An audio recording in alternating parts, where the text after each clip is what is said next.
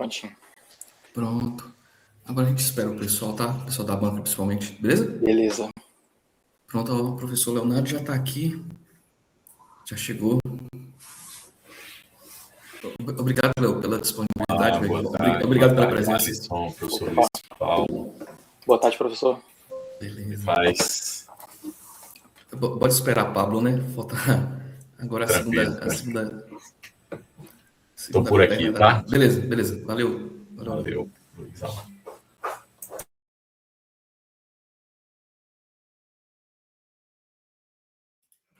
Pronto. Fala. Boa tarde. Falando de Pablo, ele apareceu. Então, assim, já dá para começar. Olha, só deixa eu só, né? Como é de praxe, assim, só dar as informações, assim, como é o procedimento, né? Você começa, né? Obviamente, começa por você. Eu vou te passar a palavra, você tem 40 minutos para fazer sua apresentação. Não pode ultrapassar esses 40 minutos. Inclusive, eu vou, né, cronometrar aqui no meu celular. Aí, depois da sua apresentação, eu passo a palavra para o pessoal da banca, né? Aí o pessoal da banca vai fazer as observações, as considerações, e a gente, né, anota tudo para depois a gente discutir. Aí, depois que a banca, né, dá as dicas dele lá, dá as sugestões, faz as indagações, os questionamentos, aí eu, né, Léo, Leonardo e Pablo, a gente vai para uma outra sala, mas você fica aqui esperando, né? Porque a gente vai na outra sala para deliberar se você foi aprovado ou não, qual a sua nota, porque precisa de uma nota, né, para finalizar a disciplina de TCC2, e eu volto já com a ata, né, da sua apresentação preenchida, digamos assim. Aí eu faço a leitura, a gente finaliza, né, então, porque é a ata que finaliza, que é a leitura da ata que finaliza a apresentação do seu TCC, e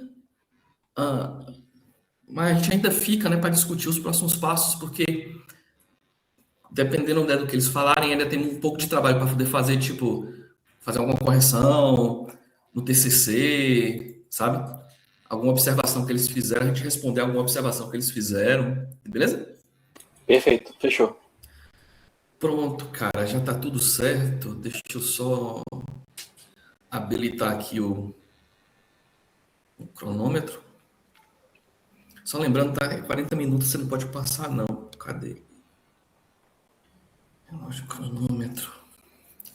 Pronto, tá tudo certo aqui. Cara, quando você quiser começar, você pode ir que eu dou start aqui no cronômetro. Tá, beleza. Bora lá, então.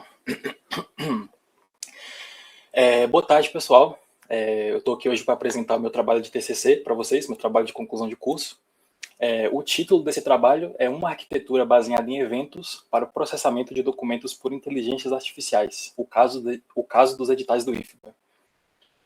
Esse projeto está na linha de pesquisa de projeto de desenvolvimento de sistemas, então o resultado disso aqui é um software mesmo, um sistema. Eu sou o Alisson Rodrigues e o meu professor e orientador é o Luiz Paulo da Silva. Então vamos começar, né? Tá.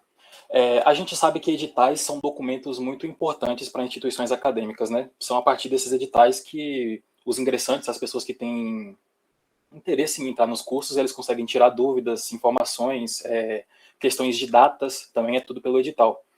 Mas tem um problema desses editais. Eles geralmente são muito grandes, eles têm um volume muito grande de informações, uma estrutura complexa e uma linguagem técnica, sabe? Aquela linguagem mais acadêmica, o que acaba tornando a leitura e a interpretação desses editais uma tarefa mais bem desafiadora. Então, nesse contexto, surge o uso da inteligência artificial, né, como uma alternativa para automatizar o acesso e a interpretação a esse tipo de informação. Tá, falando da justificativa, né, o porquê que esse projeto deveria existir. Então, eu falei para vocês que esses editais são muito importantes, mas a análise manual desses editais é um processo lento, é um processo bem moroso, suscetível a erros e pouco eficiente, especialmente quando tem um grande volume de documentos, que é o nosso caso, né? Alguns editais têm dezenas, às vezes centenas de páginas, com aquela linguagem acadêmica. Só que com o avanço da IA, é possível que a gente automatize a extração e a organização dessas informações. Então, a gente consiga, talvez, viabilizar uma forma de reduzir esses problemas dos editais utilizando a inteligência artificial. Tá? E, além disso, essa solução não contribuiria só para os ingressantes, as pessoas que querem ingressar aqui no curso, que têm interesse, e sim as instituições também, as próprias instituições de ensino, porque esse usuário, essa pessoa que está com dúvida, passaria a tirar a dúvida diretamente com a IA, não necessariamente ela entraria em contato com a instituição, mandaria um e-mail, um telefone, etc. Tá, a pergunta principal a ser respondida aqui nesse projeto é a seguinte: é tecnicamente viável criar uma arquitetura de software baseada em RAG e na orientação a eventos, visando o processamento e a disponibilização facilitada de acesso a informações contidas em documentos institucionais, tais como, por exemplo, os editais de abertura de vaga do IFBA?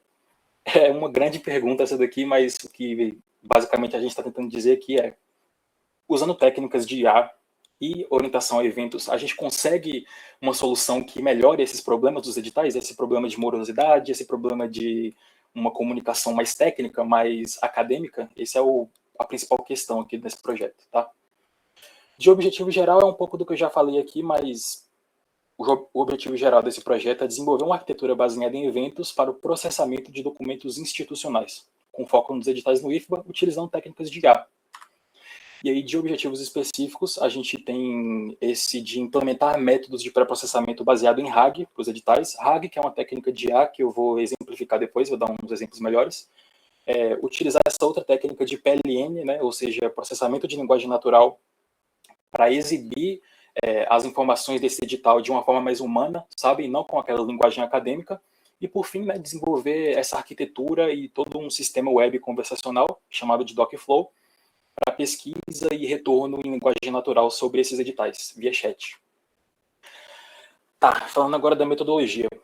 A gente começou esse projeto elaborando a prova de conceito, né? Até porque a gente tinha essa ideia, mas não sabia se essa ideia era possível, se era viável, se a gente ia conseguir fazer.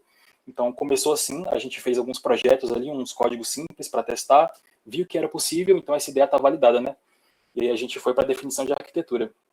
Essa definição de arquitetura foi muito importante aqui no nosso projeto, porque hoje em dia a gente vive esse boom aí das IAs, né?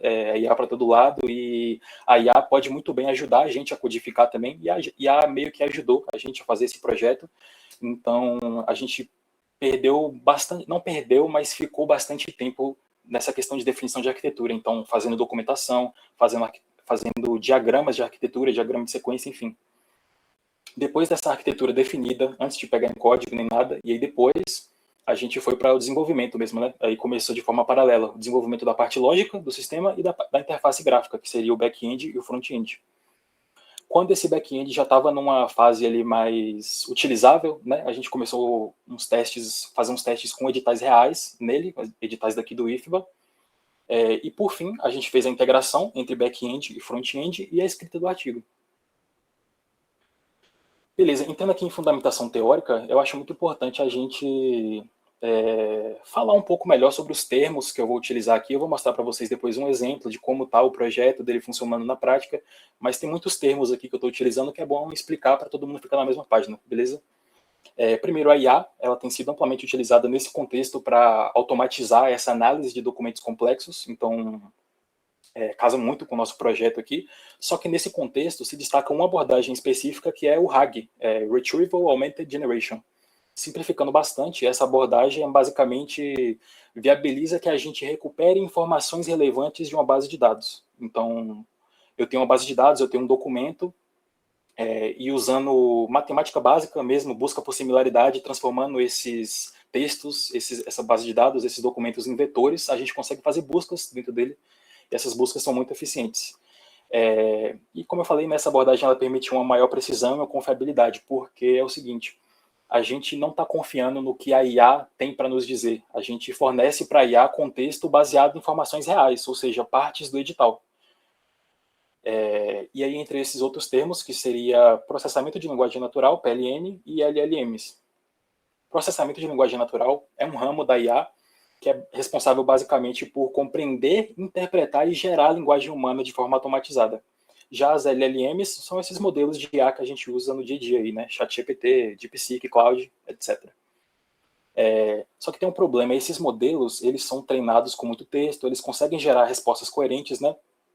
Esses modelos usam PLN também para isso, tanto para entender o que a gente digita para eles, tanto para responder para a gente. Só que a gente precisava de dar mais contexto para essas IAs, porque a gente tem esses editais, a gente queria descomplicar eles. E aí que entra essa integração entre RAG e essa parte de PLN. Por quê? O RAG fica responsável justamente por pegar partes mais relevantes do edital e fornece isso para a IA. Aí a IA tem muito mais contexto para conseguir dar uma resposta mais amigável para o usuário, sem aquela linguagem acadêmica, e descomplicando bastante. Então, é isso. Esses outros termos aqui também, embeddings, bancos de dados vetoriais e busca semântica. Embeddings, que é muito importante aqui para esse projeto, são basicamente representações vetoriais de textos nas quais palavras ou trechos são convertidos em números. Tem essa imagem aqui para exemplificar, mas quando a gente fala de embeddings, a gente não trabalha com texto. O objetivo do embeddings é justamente pegar esse texto, nesse caso aqui da imagem, os editais mesmo, pegar partes desses editais, usar um modelo de embeddings para transformar isso em vetores. Então, em vetores não, em embeddings mesmo, e gerar um vetor de números. E o banco de dados vetorial que a gente está usando nesse caso aqui é o FAIS. Então, como a gente está transformando esse texto em números, a gente não está fazendo busca aqui por palavra-chave, por texto mesmo, a gente consegue aplicar aquelas formas matemáticas que eu falei, nesse caso aqui, busca por similaridade. Então, a gente consegue achar partes relevantes desse edital baseado numa pergunta do usuário. Então, essa aqui é a base mais importante para esse projeto. E o embeddings é justamente o armazenamento desses vetores numéricos, tá? Beleza, arquiteturas baseadas em eventos. Essas arquiteturas baseadas em eventos são a que a gente se baseou para fazer esse projeto aqui. Eles funcionam basicamente com produção, detecção e reação a eventos. E o porquê que a gente usou essa arquitetura? Porque ela permite um desacoplamento muito grande entre os componentes. Então, a gente está trabalhando com IA, né? Então, a resposta, ela pode não vir, a resposta pode demorar demais, e a gente consegue, usando essa arquitetura baseada em eventos, separar os componentes do sistema e isolar eles. Então, a gente está falando aqui sobre responsabilidade mesmo.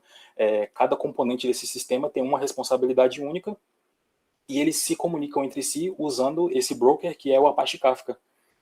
O Apache Kafka combina muito com o nosso projeto aqui, porque ele é feito para streaming mesmo, e ele garante uma maior escalabilidade, tolerância a falhas, eficiência no processamento de grandes volumes de dados.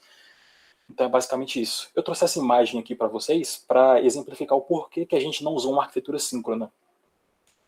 Esse diagrama aqui é uma arquitetura comum que a gente usa no dia a dia, HTTP, né? Então tem um cliente e um servidor. Esse cliente faz uma chamada e ele fica aguardando uma resposta até que o servidor responda a ele e a conexão é encerrada. Só que isso não serviria para o nosso caso, porque a gente está trabalhando com IA. Então, eu não sei quando essa IA vai me responder, eu não sei se ela vai me responder. Não seria ideal deixar o usuário preso enquanto esse processamento está acontecendo, porque pode dar algum erro. E outra coisa também é que a gente não precisa esperar que a IA gere a resposta inteira para que eu exiba isso para o meu usuário. Eu posso ir pegando os pedacinhos da resposta que estão sendo gerados e já mostrando isso para o meu usuário. Então é por isso que a gente vem para essa outra arquitetura que é utilizada nesse projeto. É uma arquitetura baseada em eventos. Aqui a terminologia muda um pouco, a gente não fala de cliente e servidor, e sim de produtor e consumidor. Fazendo uma analogia, dá para dizer que esse produtor seria o próprio usuário fazendo uma pergunta sobre o edital, só que essa pergunta, ela não vai gerar uma conexão que fica ligada ali até receber uma resposta. Essa pergunta é postada num canal do broker, no caso o Apache Kafka, e o Apache Kafka fica responsável por rotear isso para o meu back-end. E aí, quando o meu back-end tiver uma resposta, ele vai emitir outro evento que meu produtor vai pegar e vai exibir a resposta para o front-end. Então, essa arquitetura é muito resiliente, ela separa as responsabilidades de cada componente ali do sistema de forma muito, muito boa mesmo, e o Apache Kafka vem para fazer a comunicação entre esses componentes diferentes. Aí aqui tem um diagramazinho bem simples, só com as tecnologias e frameworks que a gente usou aqui nesse projeto. Dá para ver que esse projeto foi dividido em 3 camadas, 3 componentes diferentes: camada de apresentação, mediação e processamento. A camada de apresentação é um front-end básico, feito em React 19. A gente tem 2 tipos de usuário nesse front-end. É até legal mencionar isso, porque no início desse projeto, na elaboração ali do conceito, a gente queria que a ingestão dos editais fosse de forma automática. Então, talvez acessar a página do IFBA, por exemplo, pegar o edital e já processar ele de forma automática. Mas isso acabaria crescendo muito o escopo do projeto, e eu até coloquei isso como trabalho futuro ali. Mas então, por conta desse probleminha aí que a gente teve, não é bem um problema, mas uma complexidade maior, a gente acabou dividindo entre 2 tipos de usuário. Então, o usuário comum, que consegue fazer as perguntas lá sobre o edital, e o usuário admin, que consegue postar novos editais e fazer o processamento deles. Beleza, camada de mediação. A camada de mediação é feita em Nest.js, ela fica responsável por fazer a persistência de tudo e manter a consistência dos dados ali. Eu estou trabalhando com arquitetura assíncrona, então consistência de dados é algo muito importante e a gente precisa manter essa consistência porque todas as camadas têm que ter os mesmos dados. Se a gente tiver dados diferentes em camadas diferentes, ocorrer uma corrupção de dados aí, então isso não é ideal. Isso acontece muito em arquiteturas assíncronas, então a gente precisa se preocupar nisso. Além da persistência, né, ele tem um banco SQL, o que a gente usou aqui foi o SQLite, pela simplicidade mesmo. Ele também faz a questão ali da ponte entre o cliente e a camada de processamento, que seria a camada que mexe com IA mesmo, né? E essa camada de processamento, por sua vez, ela foi feita em Python. Ela tem esse banco de dados vetorial. O que a gente utilizou, o que a gente escolheu para utilizar aqui é esse banco chamado Faz. É um banco open source do Facebook. Então, ele, por ser open source, eu acho que foi um dos maiores motivos da gente ter escolhido ele, né? É um banco bem simples de usar também e ele serve para armazenar esses embeddings. E é isso. Essa camada de processamento ela tem basicamente 2 fluxos principais, que seria o fluxo de dados de PDF, que seria a ingestão do PDF, né, receber o PDF, fazer o processamento dele e guardar lá no banco de embeddings, e as perguntas, né, pós-processamento do edital, o usuário conseguir fazer perguntas sobre esse mesmo edital. Tá, seguindo para o desenvolvimento agora. Como eu já dei um spoiler para vocês, esse sistema foi estruturado nessas 3 camadas: apresentação, mediação e processamento.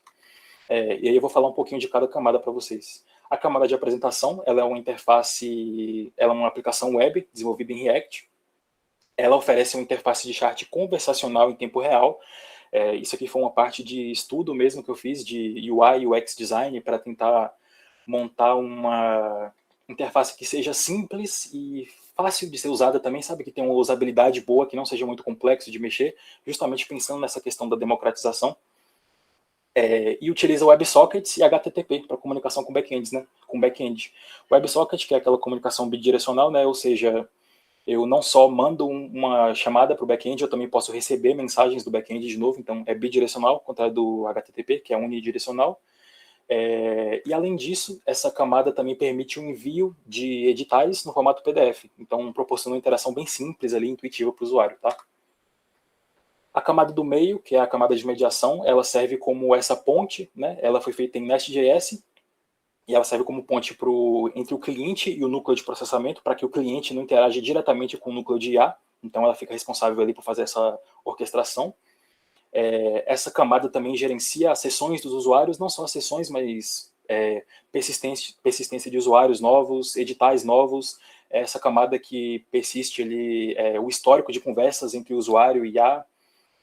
E é ela que também intermedia e controla a comunicação via WebSocket. E, além disso, a comunicação via Apache Kafka também. É ela que faz isso tudo. E a camada de processamento, que seria a principal daqui, né, o core, o núcleo desse projeto, ela foi desenvolvida em Python. Essa camada é responsável pelas operações de IA. Ela faz a conversão desses documentos PDF para o formato Markdown. E por que Markdown? Né? Porque é um formato que as IAs entendem bem melhor do que PDF, então é necessário fazer essa conversão mesmo. Para Markdown ajudou muito no projeto. Essa foi uma das otimizações que a gente usou aqui para esse projeto dar certo. Segmenta esse texto, então eu pego esse edital, transformo em Markdown, segmento ele em pedaços menores e aplico as técnicas de PLN e RAG para guardar isso no banco vetorial, tá? Beleza, é isso. Vamos para a próxima. Dos fluxos do sistema, como eu falei para vocês anteriormente, esse sistema tem 2 fluxos principais, que seria do processamento de um edital, ou seja, adicionar um novo edital ali no sistema, e consulta sobre esse edital via chat. Eu vou mostrar para vocês uns desenhos de arquitetura sobre esses fluxos, só que eu queria já falar aqui com a banca que Na versão que eu mandei para vocês do artigo não tem esses diagramas, mas eu já atualizei o artigo e a versão mais atual tem esses diagramas, beleza? Mas é isso. Falando do primeiro fluxo, que seria o fluxo de upload e processamento, ou seja, eu enviar um novo PDF para esse sistema para ele estar pronto para receber perguntas sobre. A primeira coisa que acontece na camada de apresentação ali no front-end, né, você envia esse PDF via HTTP, a partir disso é iniciada uma conexão WebSocket, e aí quando chega na camada de mediação, a primeira coisa a ser feita é a persistência. Eu vou persistir isso na SQLite, persistir que um novo edital foi criado e persisto ele com o status pendente, porque ele não foi processado ainda. E aí a conexão é encerrada, né? E aí inicia o fluxo assíncrono. Eu envio esse edital para a camada de processamento, mas aí já é assíncrono. É o Kafka que está mandando esse PDF lá para a camada de processamento. E aí, beleza. Chegando na camada de processamento, a gente transforma esse PDF em Markdown, segmenta o edital, ou seja, divide ele em pedaços menores. Esse processo é chamado de chunking. E aí, para cada um desses chunkings, eu transformo eles em vetores. E o modelo que eu estou utilizando para isso é o All-Mini LM.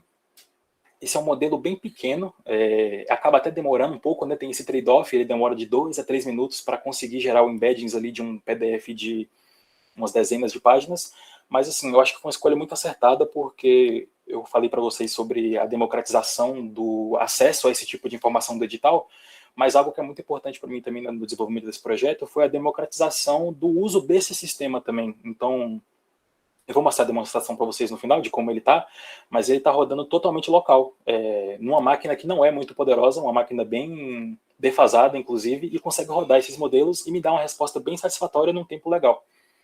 Tá? Beleza, transformo esses chunkings em vetores, esse processo é chamado de embeddings, né? E aí eu persisto esses embeddings nesse banco vetorial chamado faz.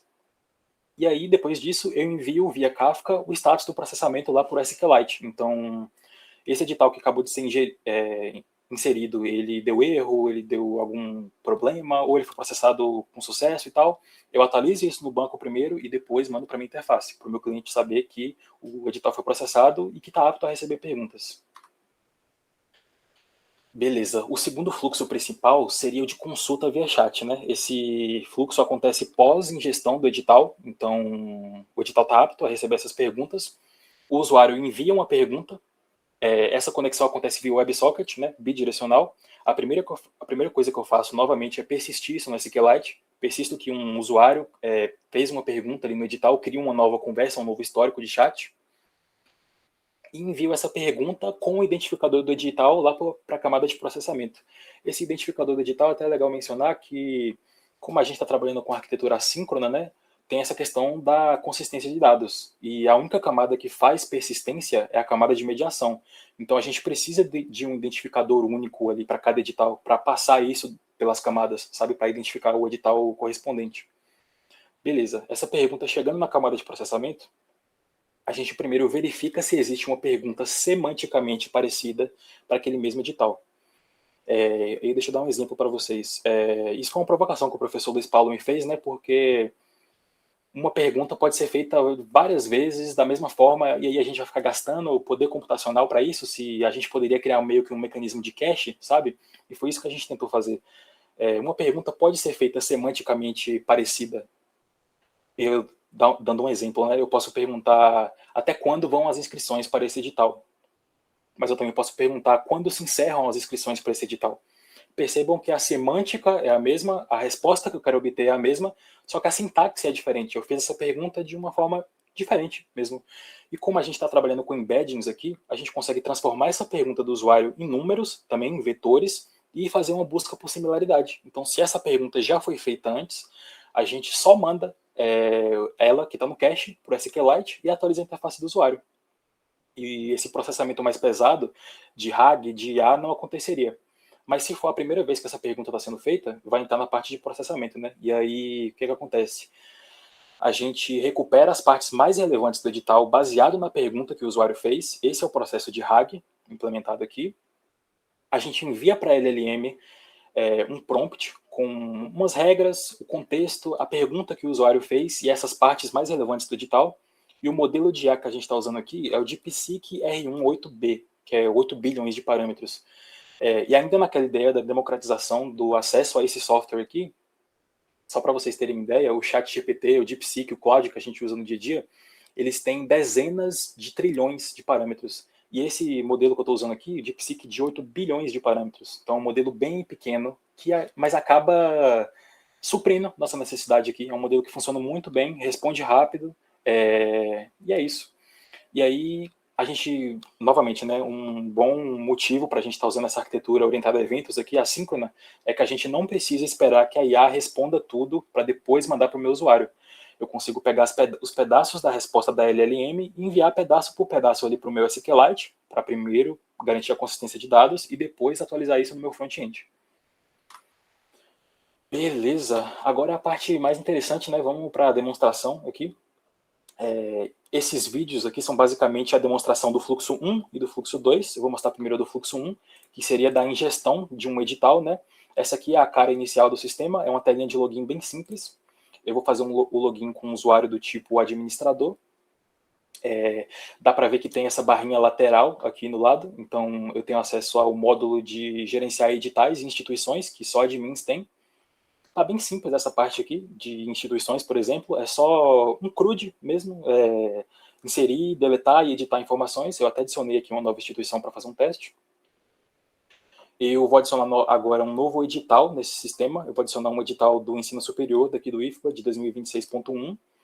E aí tem esses campos mais simples, né, de data final de inscrição, a instituição, e aí quando eu clicar ali, vai dar para ver que a instituição que eu acabei de adicionar apareceu, mas nesse caso aqui o edital é do IFBA, então vou selecionar o IFBA mesmo.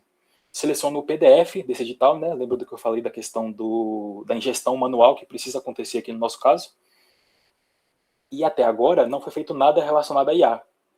Esse edital foi persistido ali na minha camada do meio, na camada de mediação, só que não foi feito o processamento dele ainda, aquele processo de embeddings, ele está pendente. E aí eu tenho esse botãozinho aqui para enviar ele para processamento, mas eu consigo editar e deletar ele também, vou até mostrar aqui.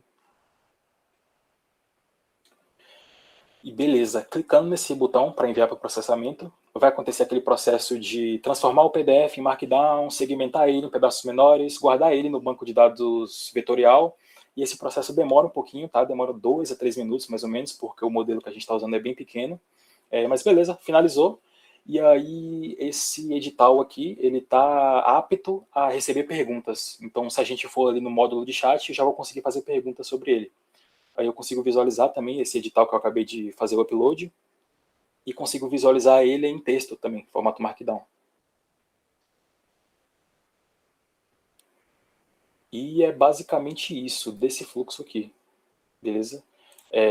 Novamente, esse fluxo é o da ingestão de um PDF. Então, eu acabei de criar um edital novo, processei ele, fiz o processo de embeddings e agora ele já apareceu aqui no meu módulo de chat, né? O IFBA Ensino Superior IFBA 2026.1. E aí eu vou iniciar uma nova conversa sobre esse edital.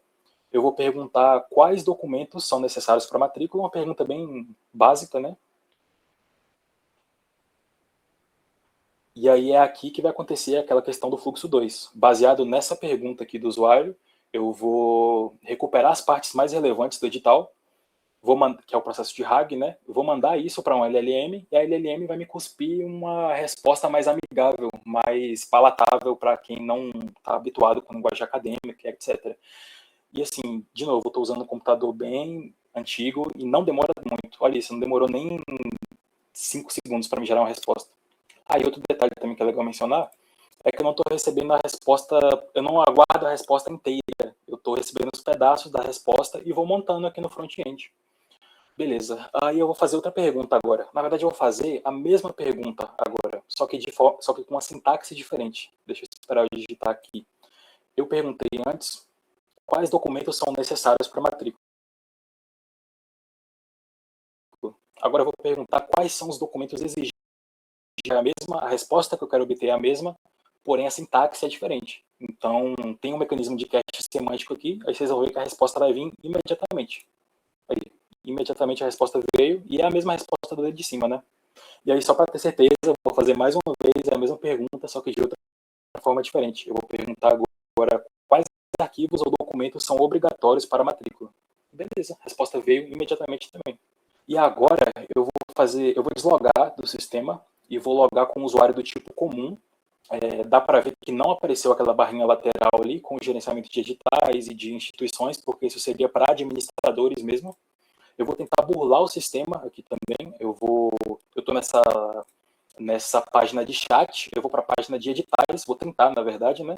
Só que dá para ver que o sistema não vai deixar. Eu sou redirecionado aqui para o chat de novo. E esse mecanismo, ele não está só no front-end, ele está no back-end também. Então, a gente está usando o JWT aqui para a autenticação desse sistema, e dentro do JWT a gente tem os papéis dos usuários, a gente consegue separar o que é um usuário comum do usuário admin. Beleza, dito isso, eu vou entrar nesse novo edital que eu fiz a gestão aqui, só que com outro usuário, né? Então tem aquele histórico do estar ligado ao edital, e não ao usuário. A resposta veio imediatamente. E aí, só para finalizar, eu vou fazer outra pergunta. Só que nessa pergunta aqui, ela é bem mais aberta do que a outra, sabe? Eu estou perguntando aqui como funcionam as cotas para quem estudou ensino médio em escolas públicas. E percebam que é uma pergunta bem ampla, e os termos que eu estou utilizando também, eles aparecem muito em editais, né? Então, cotas, ensino médio, escolas públicas. E vocês vão ver que aí, né, vai demorar de 10 a 15 minutos para me dar uma resposta, mas vai conseguir me dar uma resposta satisfatória com dados baseados no edital. Então, a gente não tem aquela história de alucinação de a IA não fala, se ela não souber, ela não vai dar uma resposta. E ela me deu a resposta aqui bonitinha. Então, falando sobre as cotas para quem cursou ensino médio em escolas públicas, e me deu até a fonte aqui, né? Então, da onde que ela tirou de qual parte do edital que ela tirou essa informação, beleza? Essa aqui foi a demonstração, tá? Aí vamos seguindo agora. Aqui tem as contribuições. Então, como eu falei para vocês, eu dividi esse projeto em 3 camadas diferentes. Camada de apresentação, que seria o front-end, camada de mediação, que é a ponte entre front-end e IA, e a última camada, que é o core do sistema, o núcleo, que é a parte de IA mesmo. Deixa eu beber uma água aqui, que é para quem quiser acessar o QR Code. Beleza. Falando agora de trabalhos futuros, né? Alguns eu mencionei aqui já para vocês, mas esses 3 aqui são os que eu mais acho interessante. Primeiro, avaliação de usabilidade com usuários reais. Então, a gente não fez esse tipo de estudo aqui. Eu fiz um estudo mais individual mesmo, procurei bastante sobre UI UX, sobre como desenvolver uma interface mais amigável, uma interface que fosse fácil de ser utilizada e entendida, só que a gente não fez testes com usuários reais. Então, isso seria legal fazer no trabalho futuro. Outra questão seria a coleta e ingestão automatizada dos editais, que eu já mencionei, né? Por enquanto, a ingestão desses editais ela é manual, que seria o fluxo 1. Então, eu preciso ir lá no usuário do tipo admin e adicionar um novo edital e fazer aquele processamento.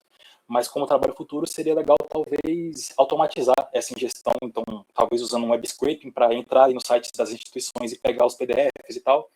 E, por último, e que eu acho que é o mais importante aqui, mas infelizmente não deu tempo de fazer, seria um sistema de feedback para as respostas da IA. Eu mostrei para vocês o cache semântico, né? Então, se eu fazer uma pergunta parecida, a IA vai conseguir recuperar a mesma resposta, mas não tem um sistema de feedback dentro disso. Então, seria legal também, como trabalho futuro, permitir que o usuário avaliasse a qualidade dessas respostas, sabe? E é isso. Essas aqui são as matérias que mais me influenciaram aqui no curso de BSI para fazer esse trabalho. Não é puxando o saco da banca, não, mas nem do meu orientador, estou olhando para vocês aqui agora, mas vocês são os professores que eu mais me identifiquei aqui nesses últimos 5 anos, por isso que eu escolhi vocês aqui para estar nessa banca hoje. Foram 5 anos muito longos que eu tive que passar por aqui, mas foi muito legal enquanto eu fazia esse projeto, que só me viu memórias boas. Eu até achei que seria mais tempo que eu passaria aqui, né, uns 6 ou 7 anos. Banco de dados 2, por exemplo, que é com o professor Pablo, que está aqui. Eu tinha acabado de entrar no estágio de desenvolvimento web, estava tendo que conciliar essas duas, e para quem é do curso e está aqui, BD2 é uma matéria bem traumatizante.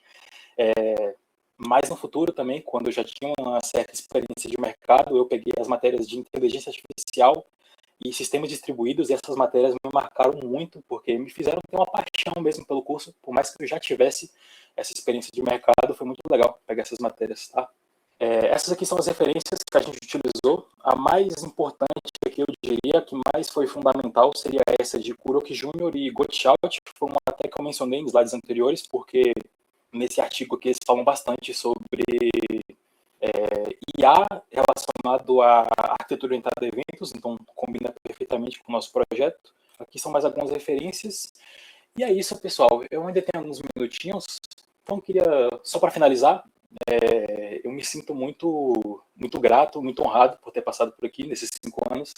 Eu falo com muito orgulho que eu sou a primeira pessoa da minha família a cursar uma faculdade. Então, só por estar aqui agora apresentando esse trabalho é muito importante para mim. Eu queria agradecer meu orientador, o professor Luiz Paulo, que sempre me provocou muito, sempre me motivou a fazer o melhor. Queria agradecer a todos vocês que tiraram um tempinho aí, tem muita gente aqui. Todos os amigos que eu fiz nesse curso, que eu vou levar para o resto da vida. Minha família, que também está aqui presenciando nesse momento, minha mãe e minha irmã, que são as mulheres mais importantes da minha vida. Até o pessoal do trabalho fez questão de estar aqui, a galera do Itaú está aqui em peso, e é isso. Pronto, beleza. Pelo meu cronômetro aqui, deu 32 minutos e 50 segundos. Tá um tempo bom. Tá um tempo bom. Rapidinho, galera. Aqui durante a apresentação, falhou aqui para mim várias vezes. Foi tranquilo aí para todo mundo, mas foi a minha internet aqui. E tudo ok. Tudo ok, né? Graças a Deus. Que ótimo, meu Deus do céu. Me deu um medo aqui, porque às vezes, inclusive, eu perdi até a conexão, mas eu acabei me atrapalhando aqui com a internet. Tinha que ter usado uma outra aqui, me atrapalhei. Mas graças a Deus deu tudo certo. Ô, Alisson, então agora eu vou passar a palavra para o pessoal da banca, beleza? A gente presta atenção, cara, e anota, tá? Que a gente vai ter que discutir depois como é que vai, né, dar prosseguimento. E eles possivelmente vão ter algumas perguntas, né? Assim, sem qualquer, né, preferência, só pela ordem que tá aparecendo aqui para mim na lista de pessoas aqui do chat, eu vou passar então a palavra para o professor Leonardo Barreto. Muito obrigado. Aí, Pablo, tem alguma coisa para falar, Pablo? Ô, Luiz, Léo pediu para eu fazer Pronto. a lição primeiro, Pronto. porque ele teve contratempo aqui, mas ele já está retornando. Pronto, ótimo. Muito obrigado, viu, Pablo, pela sua presença. Muito obrigado. Beleza. Eu fico muito grato aí pelo convite de Luiz, pelo convite de Alisson, né? E, assim, primeiramente, fico muito feliz em ver a evolução, né, de Alisson aí durante o curso. Durante a apresentação aqui também, ficou muito bom. A apresentação é excelente, o texto também muito bom. Aqui a gente vai basicamente só sugerir mesmo para o trabalho ficar um pouquinho, não é melhor, porque ele já está bom, ele está excelente, para sugestões como é o nosso papel, né, de sempre pontuar alguma coisa que a gente acha importante, alguma coisa que a gente não entendeu, para ficar mais claro aqui. Mas o trabalho está muito bom, Alisson. Fico curioso em saber, você colocou 5 anos, você fez esse trabalho em 1 ano, TCC1 6 meses e TCC2 em 6 meses? Foi até menos, na verdade. Em TCC1 eu já tinha feito todo o software. Em TCC2 eu só fiz o artigo. Foi mesmo. Ficou muito bom. Parabéns. E é difícil, né, você conseguir fazer em tão pouco tempo, assim, com uma qualidade dessa aí. E com certeza muito também da sua qualidade e da orientação do Luiz Paulo aí, né, que está fazendo um papel legal aí com IA, uns projetos bem legais, e esse é um deles, né? Vamos lá, eu tenho algumas dúvidas, e assim, eu não tinha nem pensado nesse fluxo que você colocou aí nos slides, ficou muito bom, os dois. Eu senti falta, e você já colocou também na apresentação, e geralmente a apresentação, quando a gente vai apresentar, a gente sente falta, né, de algo que está na nossa cabeça, foi muita coisa que você fez, e acaba que na hora de explicar, uma imagem ali vale por 1000 palavras, né? E aí você teve a ideia do fluxo, você sentiu necessidade também na apresentação, foi uma das coisas que eu pontuei aqui, de falar da parte de fundamentação teórica, que você incluiu aqui nos slides, que não está no texto. Aí é só pontuando para incluir no texto também a parte de BD vetorial, a parte de cache semântico que você fala aqui. E eu fui entendendo aos poucos, mas eu só percebi BD vetorial na imagem da figura 2, cache semântico eu só percebi durante lendo o texto na hora que eu assisti o vídeo. Aí você fala de cache semântico e nas considerações finais você pontua um pouquinho ali. Eu falei, opa, cadê esse cache semântico ali? Que é importante ter falado na fundamentação, para quem estiver lendo ali o texto, né? No início já ter esse contexto do que é o banco vetorial, do que é o cache semântico. Certinho? Certinho. Sobre o banco vetorial, eu cheguei a falar aqui no slide no começo, só sobre o cache semântico eu realmente não falei, não. Tá. E você, aqui só pontuando, autenticação JWT, que você chega a falar que é uma das coisas que você faz, né, de validação, para justamente ter o controle lá do usuário admin com login, com o usuário comum, que você já faz isso e não citou também em nenhum momento, só foi no vídeo. Essa parte que, se você olhar no texto aí, não tem nada, inclusive na sua apresentação agora, eu acho que você também não comentou. Claro, é porque é muita coisa mesmo, acaba que ficou de fora, e aí você vai lembrando depois e acabou ficando fora do texto. Essas observações, eu deixei tudo anotado, você não precisa nem anotar não, tá no texto aqui que eu vou passar para vocês, tá bom? Ah, beleza, aí, fechou. Tava anotando aqui, mas não precisa não. Depois você discute com o Luiz se vale a pena ou não, aqui são as pontuações minhas, depois vai ter a de Léo.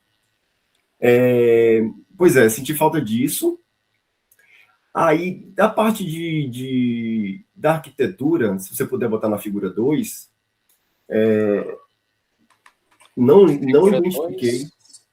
Figura 2 é essa daqui. Porque você mudou. É a figura 2 do artigo, que é a da arquitetura, que é a próxima. Essa aqui. Ah, passou? Essa daqui. Na verdade, é essa... Ou seria o fluxo? Essa mesma. Na verdade, porque a 2 é uma outra que você não colocou aí, mas essa tá melhor do que a 2, né? Essa seria a 3. Pode ser essa 3 aí. Nessa 3, quando você fala da 2 lá, que mostra, né, de forma geral, né, o React, o back-end, o serviço Python e essa comunicação com Kafka, aqui ficou bem melhor, que você explicou. Mas também volta a dizer ali que não dá para a gente entender como é que foi feito o armazenamento de dados, somente nessa sua apresentação agora, que você citou, né, o SQLite. E aí eu fiquei na dúvida, aí aqui é interessante primeiro a gente colocar nessa imagem, né, aqui no back-end, quando você armazena essas informações, só acrescentar o banco. Aqui eu vi que você botou o vetorial, que na figura 2 não tem, eu acho que talvez no artigo você poderia até resumir, né, nessa figura daqui já está tudo que está na figura 2 do artigo, e aqui está em mais detalhes. Então, para não ficar redundante, pode até simplificar aqui, porque aqui você já coloca tudo, né? Coloca as tecnologias e faltou explicar isso. Aqui entra o SQLite no meio, né? Nessa figura, é importante você falar, talvez incluir aí porque faz parte da sua solução Docker também, né? Você implementa tudo isso aí com a virtualização do Docker, né? Sim, ou não? Eu uso o Docker aqui, mas eu não acho que o Docker seja uma peça importante para esse sistema aqui. No começo eu acho que em TCC1, né, no primeiro artigo que a gente faz, eu mencionei bastante o Docker, mas aqui eu resolvi não mencionar porque não é tão relevante assim, sabe? Tá. É só um meio que você usou para instanciar ali os serviços. Mas no artigo você cita um pouquinho, aí eu falei, como assim é parte da solução e você acaba não colocando, entendeu? Na arquitetura. Tá, mas aqui no back-end é interessante botar o banco, né? Que é persistido, pelo que você falou na sua apresentação, somente no SQLite, né? O vetorial, ele é só para consulta, né? Só para ele fazer os embeddings ali, armazenar e consultar naquele momento, ele não persiste? Ele persiste, mas persiste em memória. Não, em memória não, em disco, na verdade. Ué, então persiste. Sim. Tá, então eu tinha entendido errado, porque você falou que só há persistência na camada de mediação. Na verdade, não, na de processamento também há, correto? Sim, eu quis dizer persistência mais relacionada a banco de dados mesmo, não relacionada a banco vetorial, mas realmente foi um erro na minha fala. No final das contas, os dois são banco de dados, só que um é relacional, o outro é vetorial. É basicamente isso. Então, há persistência dos dois lados. Aí, não ficou claro para mim, o vetorial você usa para deixar estruturado no formato de vetor para quando buscar uma informação, ele busca no vetor ao invés de buscar no Markdown, ao invés de buscar... É exatamente isso. Eu transformo os textos do edital em vetores, guardo nesse banco de dados vetorial, e aí quando um usuário faz uma pergunta, essa pergunta também é transformada em vetores e a gente faz busca por similaridade e consegue achar as partes mais relevantes do edital. Exatamente. E aí, agora eu entendi.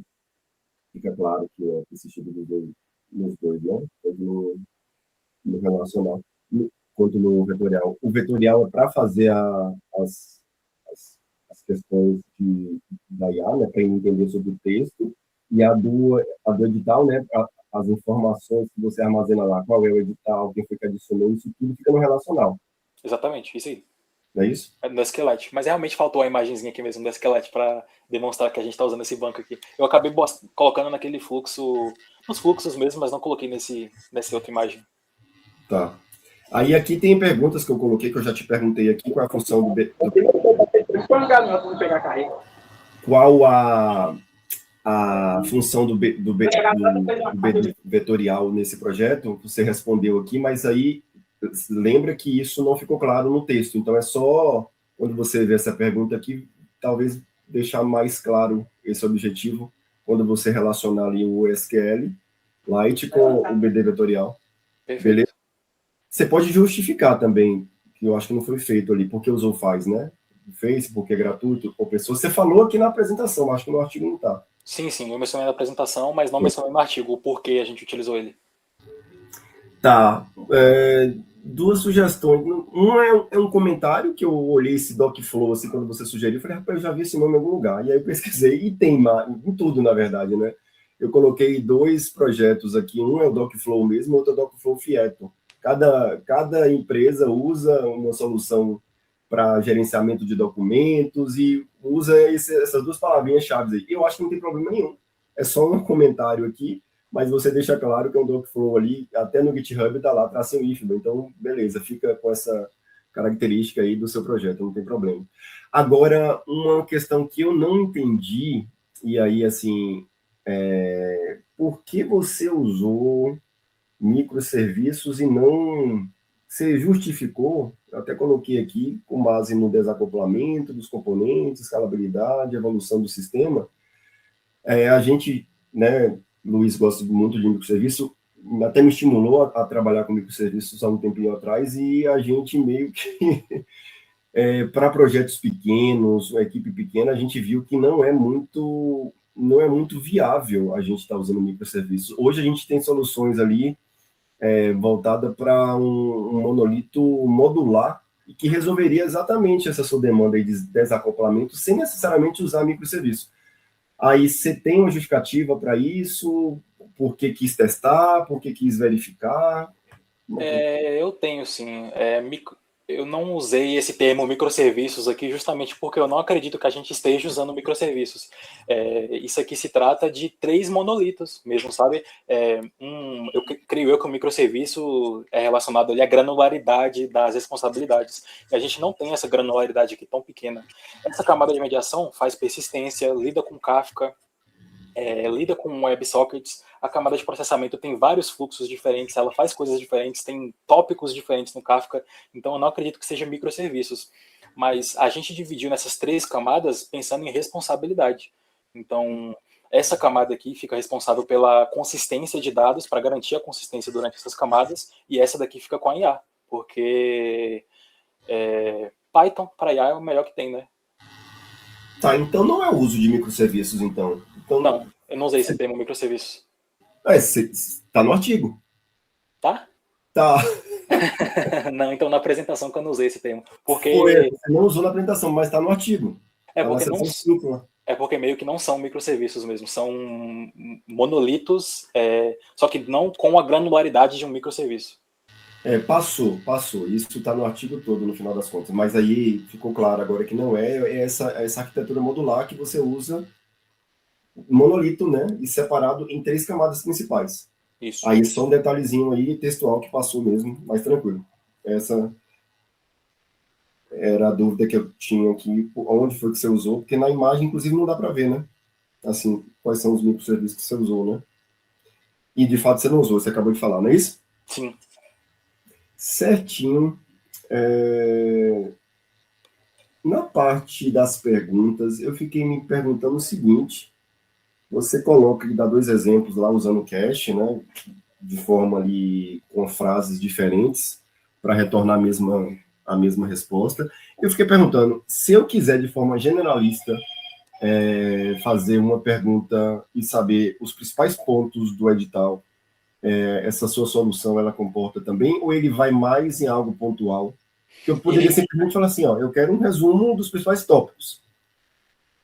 Não, ele vai mais em algo pontual mesmo. Tanto que eu já fiz esse tipo de teste com mais geral, só que não funciona muito. E tem até um mecanismo, eu deveria até ter mostrado, mas não mostrei. Mas tem um mecanismo para isso. Tanto quando a IA não consegue gerar uma resposta, ou se eu não conseguir recuperar as partes mais relevantes do edital, né? Ou seja, o cara deve ter feito uma pergunta muito aberta, a gente não achou nada no edital correspondente, dá um erro, sabe? Não um erro, mas uma mensagenzinha, eu não consegui responder sua pergunta, poderia reformular ela, por favor?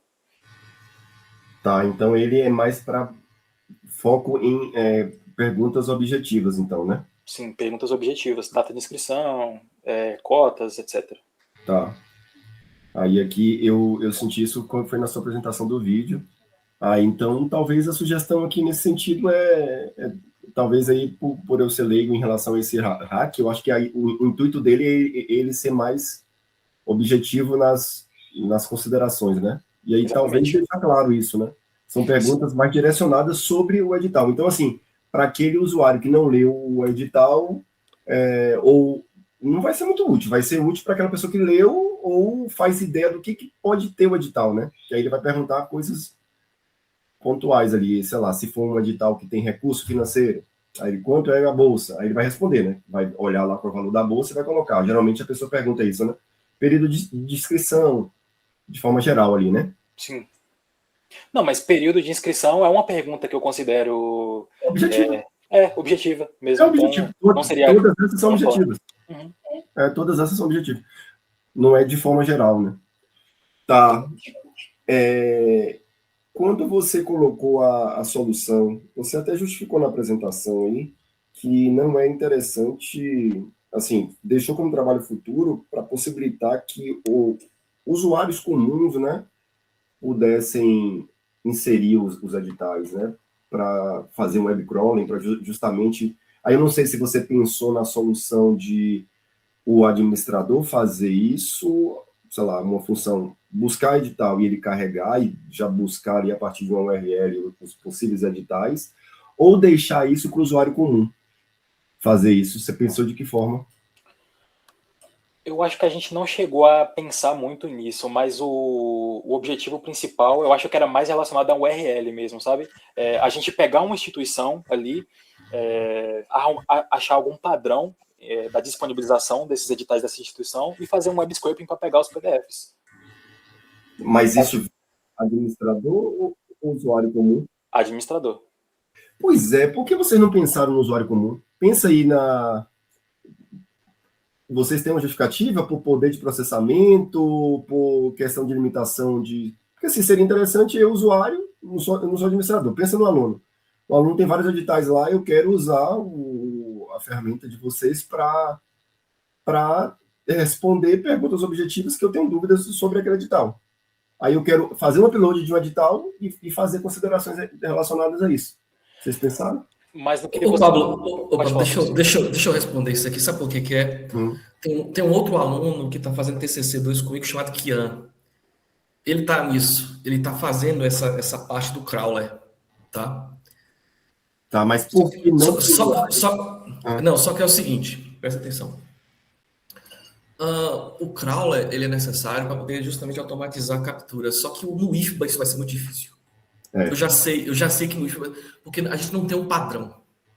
Não existe um padrão de colocar nada em algum lugar específico, entendeu? Cada um coloca do jeito que dá. E vai mudando com o tempo.